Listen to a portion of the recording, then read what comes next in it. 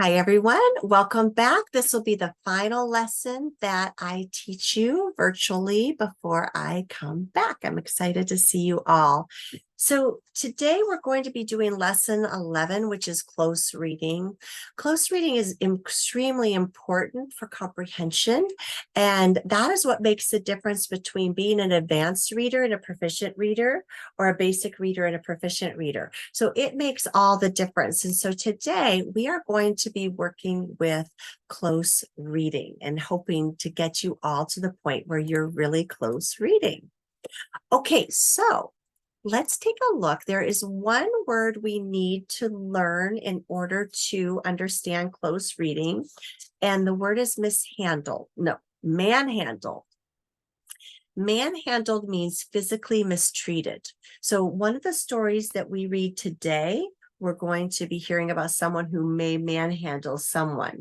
Now, we are going to read about the famous moment in American history where Rosa Parks refuses to give up her seat on the public bus.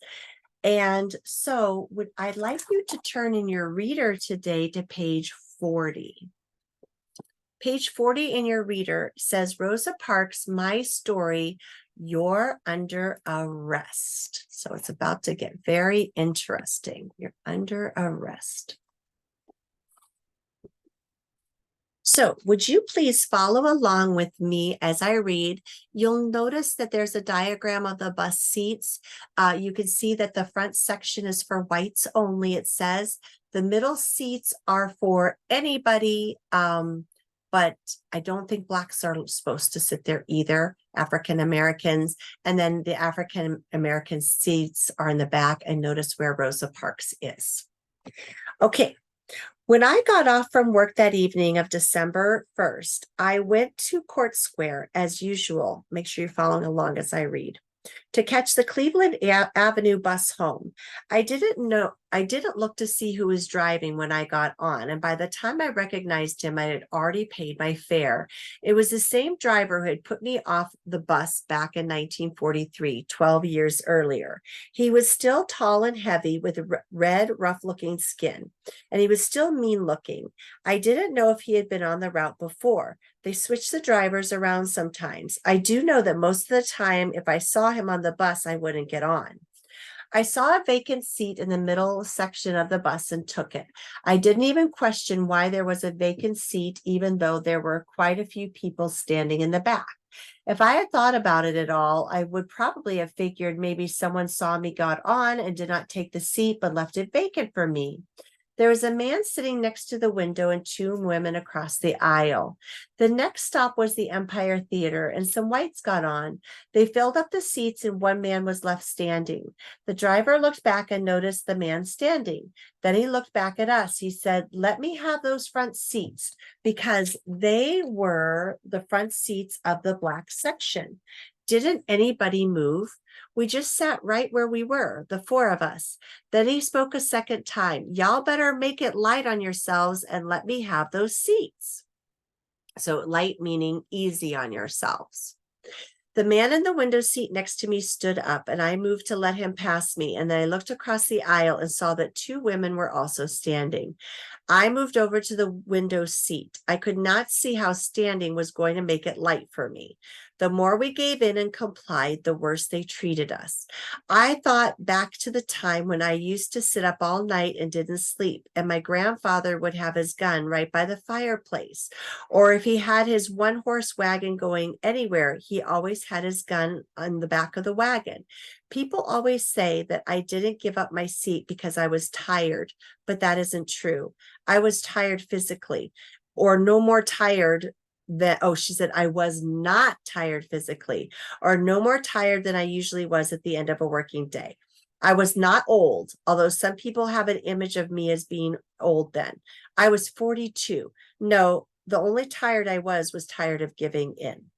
The driver of the bus saw me still sitting there, and he asked, was I going to stand up? I said, no, he said. Well, I'm going to have you arrested. Then I said, you may do that. These were the only words we said to each other. I didn't even know his name, which was James Blake, until we were in court together. He got out of the bus and stayed outside for a few minutes waiting for the police. As I sat there, I tried not to think about what might happen. I knew that anything was possible. I could be manhandled or beaten. I could be arrested. People have asked me if it occurred to me then that I could be the test case the NAACP had been looking for. I did not think about that at all. In fact, if I had let myself think too deeply about what might happen to me, I might have gotten off the bus, but I chose to remain. Whoops. Need to make sure my timer is still going. What happened to my timer? Give me one moment.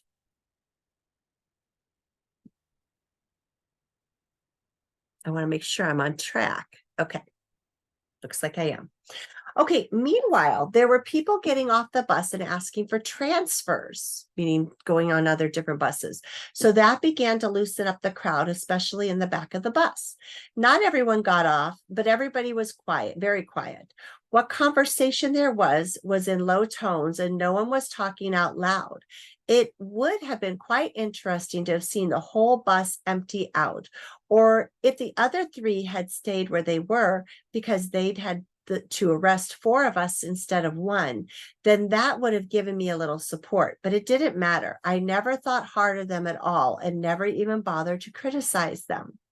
Eventually, 2 policemen came. They got on the bus, and one of them asked me why I didn't stand up. I asked him, "Why do you all push us around?" He said to me, and I quote him exactly, "I don't know, but the law is a law and you're under arrest." One policeman, page 44, picked up my purse, and the second one picked up my shopping bag and escorted me to the squad car. In the squad car, they returned my personal belongings to me. They did not put their hands on me or force me into the car. After I was seated in the car, they went back to the driver and asked him if he wanted to swear out a warrant. He answered that he would finish his route and then come back straight back to swear out a warrant, meaning he was going to write down what happened and say that she should be arrested. I was only in custody, not legally arrested, until the warrant was signed. As they were driving me to the city desk at City Hall near Court Street, one of them asked me again, "Why didn't you stand up when the driver spoke to you?" I did not answer. I remained silent all the way to City Hall. Okay, would you turn to page 45? Rosa Parks was born, italics again, they're giving us the backstory. Rosa Parks was born in Tuskegee, Alabama on February 4th, 1913. Known as the First Lady of Civil Rights, Parks was a lifelong civil rights activist and a member of the NAACP, where she worked as a youth leader and then as a secretary to the NAACP president. NAACP president. On December 1st, 1955, in Montgomery, Alabama, Parks refused to give up her seat on a public bus for a white passenger after the whites only section of the bus had filled up. She was arrested, and a legal case that followed became the starting platform for the citywide Montgomery bus boycott, which would then launch a nationwide effort to end the segregation of public facilities. Parks died in 2005 and is remembered as the icon of the civil rights movement. So sometimes all it takes is one brave person to stand up for what they believe in. Okay, so now, what did Rosa Parks usually do before boarding a bus that she did not do on December 1st, 1955? Think about that for just a second.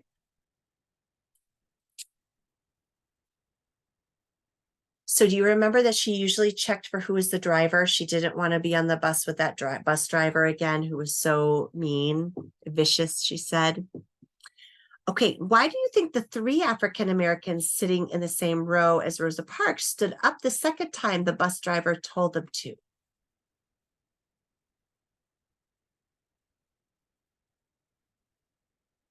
He had threatening language. Remember, he said, "Y'all better make it light on yourselves and let me have those seats," meaning there's going to be trouble if you don't.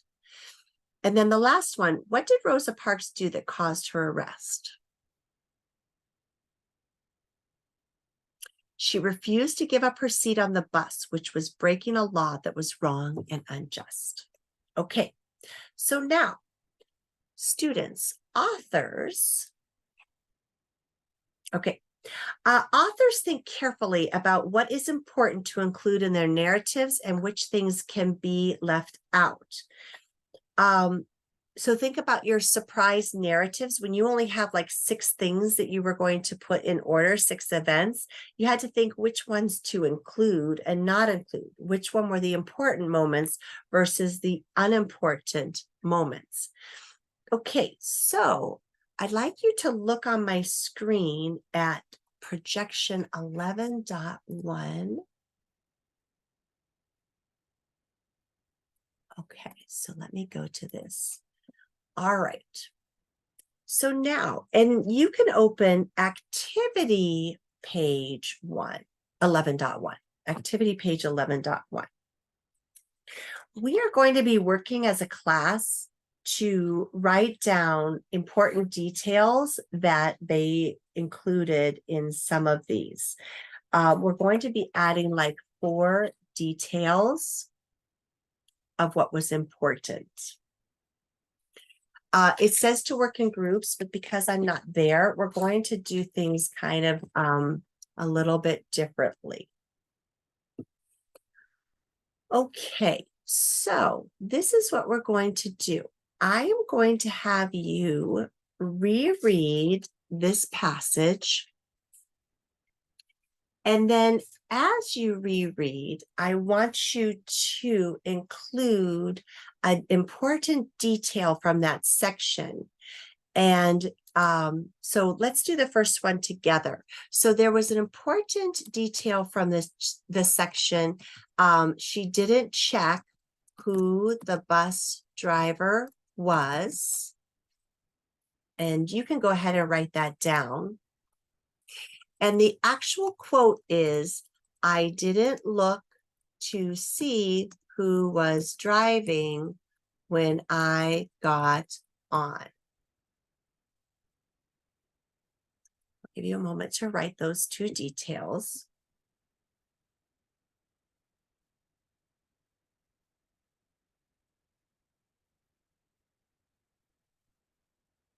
Okay, the last one is infer why the detail was included. So this detail, so you're going to tell what it explains. This detail explains why she boarded a bus driven by the mean driver she had encountered before. So that detail is important because we know that she purposely had tried not to get that bus driver. And so it explains that. I'll let you write that down.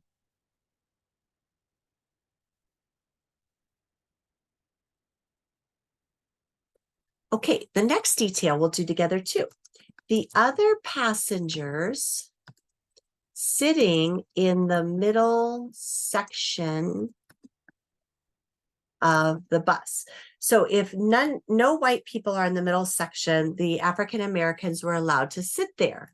The actual quote was, there was a man sitting next to the window and 2 women across the aisle. I'll give you a moment to write that.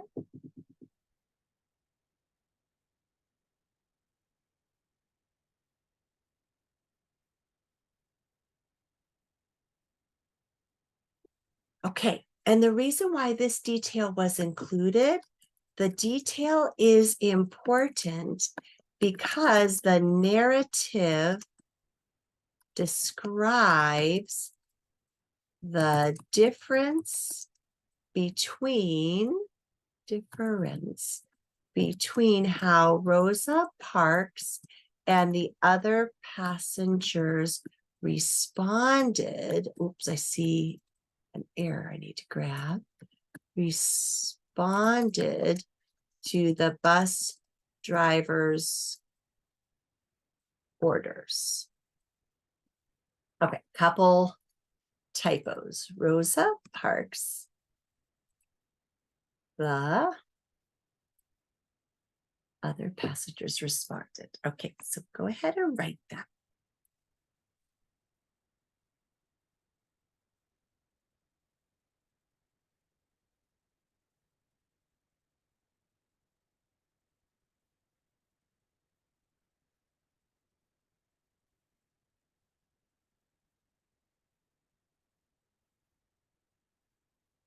Okay, I want you to skim and scan pages 40 through 45 in your reader.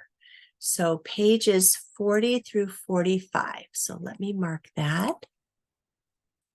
Pages 40 through 45.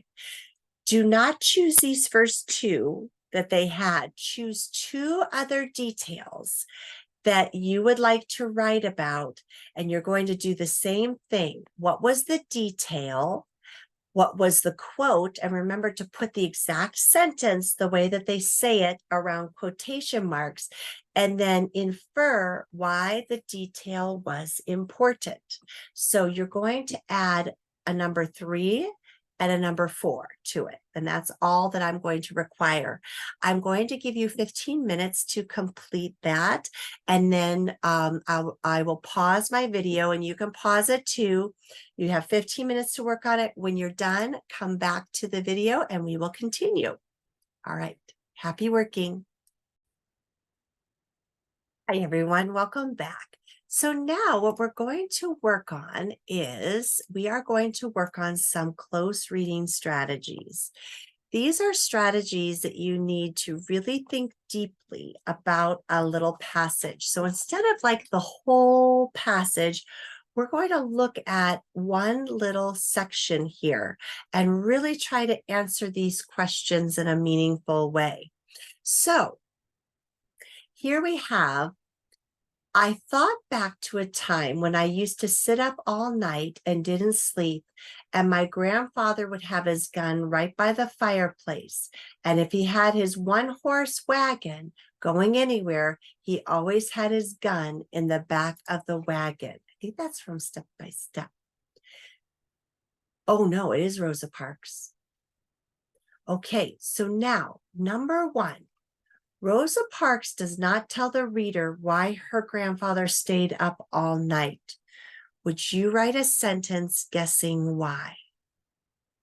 I thought back to a time when I used to sit up all night and didn't sleep, and my grandfather would have his gun right by the fireplace.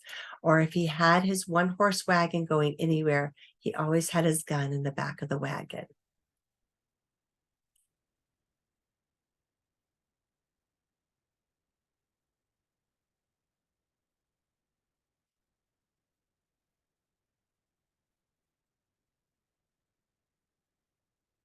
If you think about that time period, it was very dangerous for African Americans because there were some racist white people who were again aggressive. Not everyone was a racist, but there were some racist white people that were. So her grandfather was worried that racist whites might harm his family.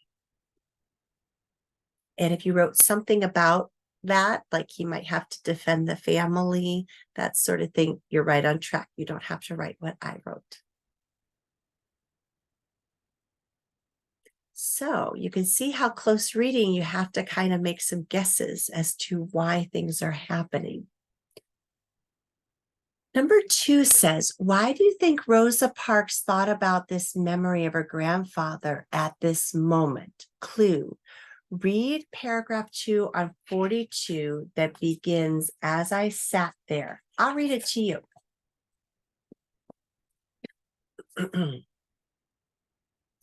As I sat there, meaning on the bus seat, I tried not to think about what might happen. I knew that anything was possible. I could be manhandled or beaten. I could be arrested. People have asked me if it occurred to me then that I could be the test case the NAACP had been looking for. I did not think about that at all. In fact, if I had let myself think too deeply about what might happen to me, I might have gotten off the bus, but I chose to remain. So why did she think about this memory of her grandfather staying up all night to protect the family? And go ahead and write what you think.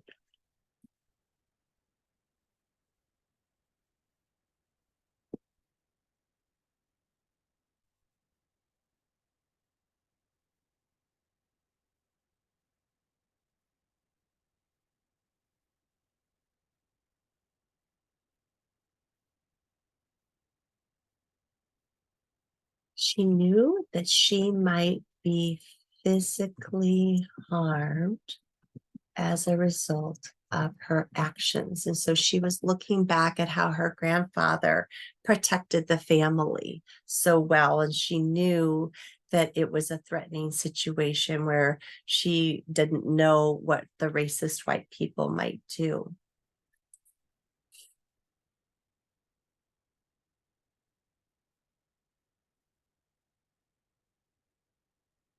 Number three is interesting. How many of you had been told the story about Rosa Parks, that she was elderly and she was tired, really tired? I've been told that story. And Rosa Parks writes herself, she's like, I was only 42. I was not elderly. She's like, I was just the same amount of tired as other people. The truth is, I was ready to make a stand. So why do you think Rosa Parks writes that she was not tired and not elderly when she refused to give up her seat? Go ahead and write what you think.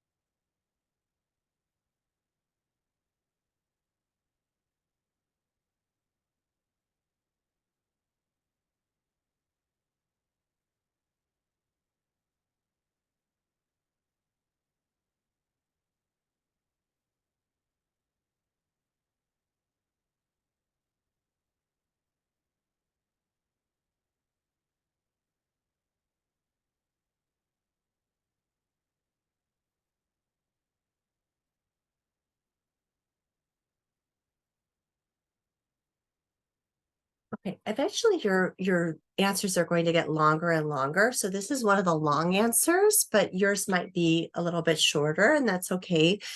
As we move through our writing skills, you're probably going to be writing longer and longer and more quickly. So she didn't give up she wanted everyone to know she wasn't tired and elderly because she wanted people to know that she remained seated to protest the injustice of segregation and not for any other reason. She was thinking about the long history of racism and segregation that her actions might help to finally end. And it did. It started a whole movement to stop racism. So it was like the beginning of the end. She and Martin Luther King Jr. helped a lot. Okay, number 4 says Rosa Parks writes that she never criticized the Black passengers in her row who did not give up their seats. So there were a bunch of people who gave up their seats and left, and she never criticized them. Why do you think she includes this detail in my story? Why do you think she says that? Why doesn't she blame the people who left?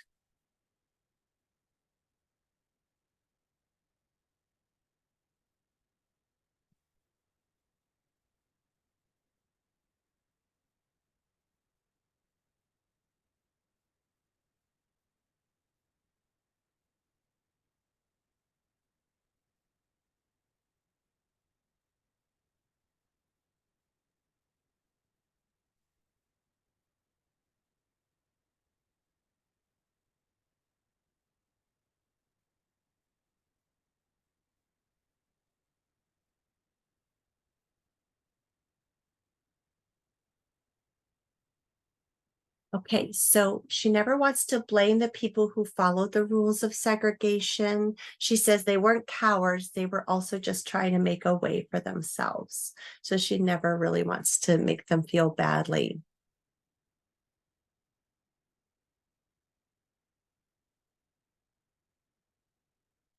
Okay, just 2 more questions here, part A and part B. So this is how Rosa Parks describes conversation among passengers who remained on the bus.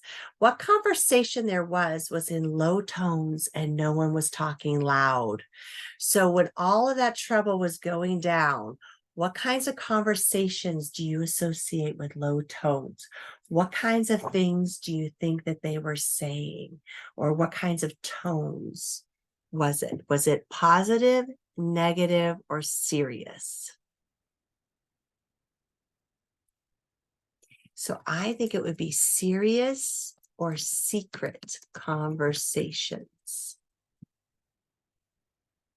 They didn't want to be noticed or to disturb others.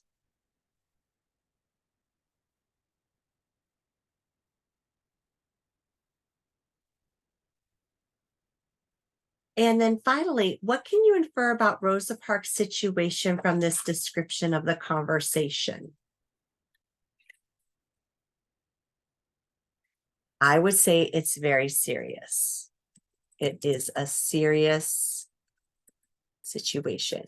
Keep in mind, this was during the time period where they might kill African Americans for not following the laws. So she was in a very, very, very serious situation. Okay, I'll give you a moment to finish those two, and then we'll move on.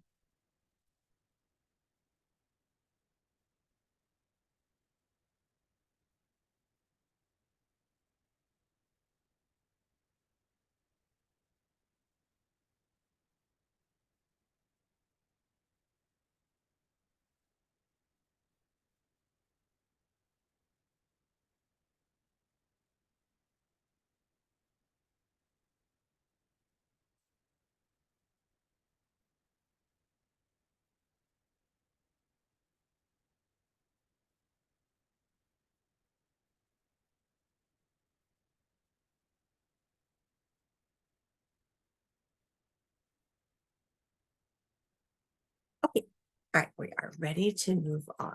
Very well done.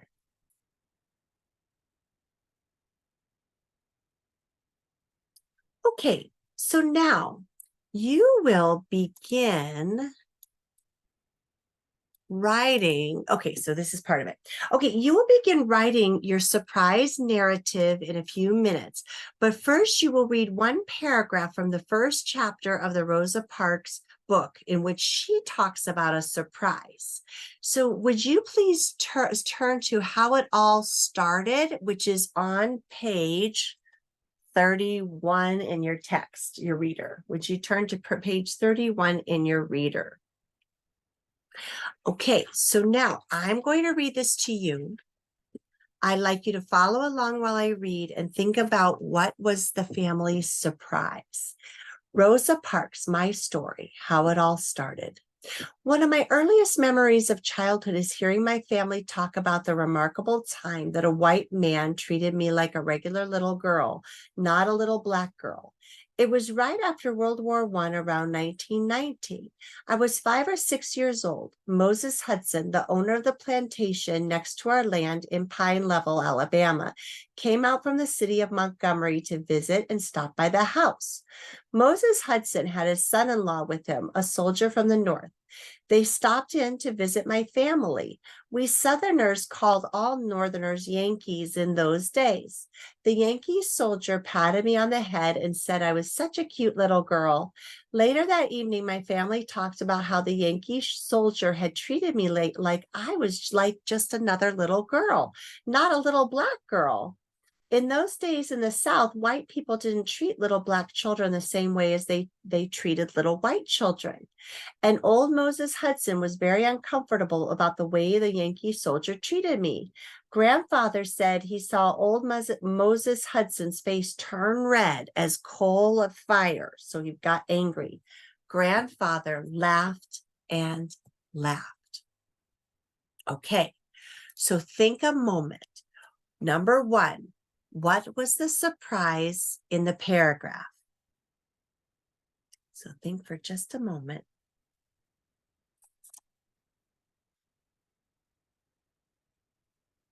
So the surprise in the paragraph was that the white soldier treated little Rosa just as any other little girl, not like a black little girl. He treated her just like an ordinary girl, a little white girl.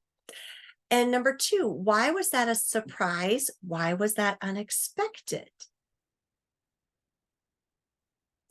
Well, back then, people did not treat them the same. And so they first got a glimpse of how people from the North believed in integration, where Black and white people could live together because we're all the same in our hearts. Number 3, who was surprised? Grandfather, the whole family.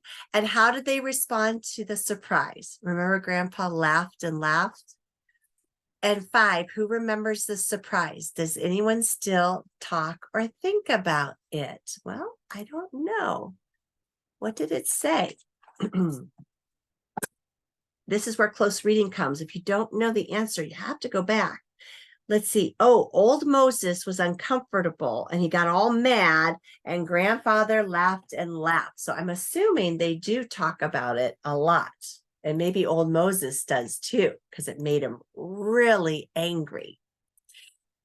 Okay, so now would you open up your activity book to page 11.5? So, and you also might want to look back at 10.2. So look back at activity page 10.2, where you brainstorm your selected topic and outlined events for a surprise narrative. You're going to start writing below. Remember, you have 2 days to work on this narrative, so you may want to focus your writing as suggested below. These are just suggestions. So maybe on day 1, you work on your introductory sentence. Describe the time and place. You're going to set the scene. Describe who was involved and what you were expecting before you were surprised. Now remember, try to tell the story as it unfolds. You don't want to tell it, you want to show it. Describe the moment of surprise and how you reacted. On day 2.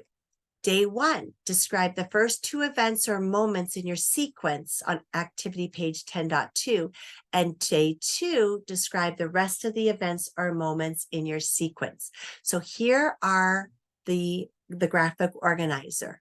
You're going to try to think of a title and then start working on a great narrative. Look, you've got lots of pages. Think about how many pages it took me to write my Purple Panda personal essay, right? Personal narrative. So think about that while you do it. Okay, so don't forget to look back at 10.2 to get your ideas, and happy working. And when I get back, I can't wait to see your progress.